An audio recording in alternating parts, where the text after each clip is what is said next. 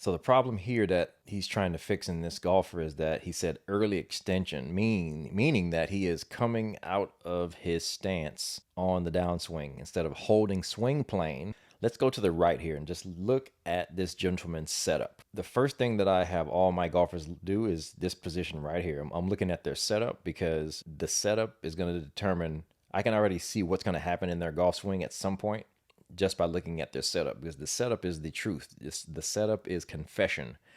The setup is going to tell me what his postural situation is. You see the head position already.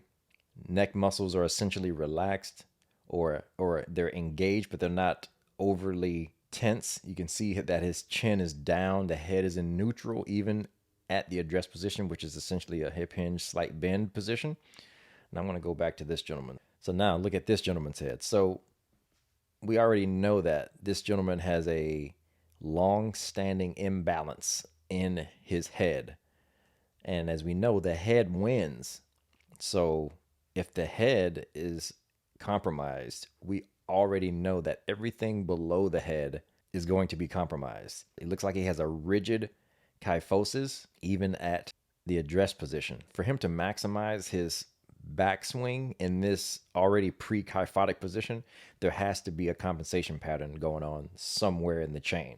Now, if he focused on fixing his head posture and T-spine alone, everything else down the chain will probably start to behave. The three amigos of posture is the head, the rib cage, and the hips. So even just doing the stretches that are in the head control section of the triple threat golf swing system, I guarantee you this gentleman will improve his accuracy and even his power dramatically without even doing any strength training. The muscles in his neck are like, they look like they're hanging on for dear life to hold his head forward. For every centimeter that the head moves forward of neutral, you're adding about 10 pounds of load. So I'm thinking this gentleman, before bending over, he may have 8 or 9 centimeters of forward head posture. And then when you add that to bending over to the address position, you're probably going to 10x that. So the amount of force and the amount of dysfunctional load that's going on through this gentleman's head is astronomical. And this is before swinging the golf club. When you add in the forces generated swinging a golf club, which we know through research that the forces that are generated while swinging a golf club are strong enough to fracture a human vertebrae, you can see where at a neurological level, his whole body and nervous system is freaking out.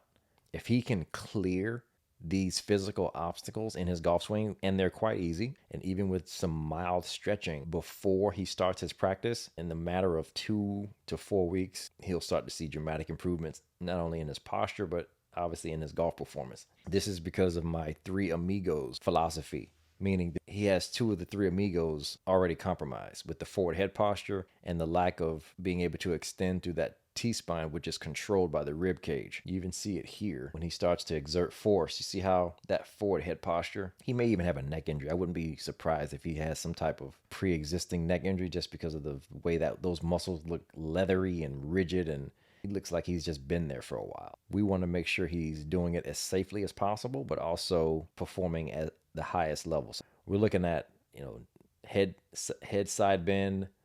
We're looking at stretching out those suboccipitals. We want to strengthen the muscles in his, what we call his submandibular sling. So we want to stretch the muscles at the occiput, and we need to actually strengthen the muscles in what we call the submandibular sling. Those are the muscles underneath the jaw and the neck there. That's the walling exercise. That's in the balance section of the program, combined with that stretch and combined with some T-spine mobilization, which is in the shoulder turn section, and he'll be good to go, no problem. Let's let this run. And when you look at the better players, they're going to maintain contact with that line. If you can't control your rib cage, especially during the downswing, it's going to be very hard to control the hips, because the rib cage and the hips and the head are all connected. This is the 3 amigos of posture. All 3 of those friends, all 3 of those body segments have to be exquisitely in sync. The orchestra has to play together. It's good for him. It's good that he's getting aware of what he needs to do, But if his body is still not wanting to comply because of physical limitation, it's going to take a little bit longer for that software that this golf teaching pro is trying to download. It's going to take longer for that lesson to download. So getting that T-spine loose with some towel mobilizations, I wouldn't even this gentleman, I would not even throw him on a foam. Well, I would throw him on a foam roller, but longitudinally. But the horizontal drape, I would not bring it across his back. It would hurt him too much. Yeah, he would need to be on a foam roller or a soft towel for a couple of weeks, but I guarantee you he'll start to loosen up. If this gentleman has any AS or ankylosing spondylosis, then you would be very cautious with it. But since he's swinging a golf club, I'm thinking he might not be, but he can definitely improve this mobility somehow in this T spine, which will translate into huge improvements in accuracy and power because he'll be able to make a better shoulder turn, which will increase club head speed and reduce likelihood of injury. Even in this posture, he's still going to be open to injury, especially if he is fatigued, which he will most likely be because he's still swinging this club with huge compensation patterns. If I would have been there, or if he would have known how to do these stretches, I promise you he would have gotten that result at the same lesson. 100%. I've seen it too many times. Do the lesson, stretch, do the specific drills for 10, 15 minutes, come back. I guarantee you he would have nailed.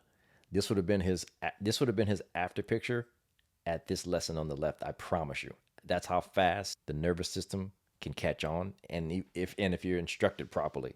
So the right drill done at the right time will produce very, very dramatic results very quickly.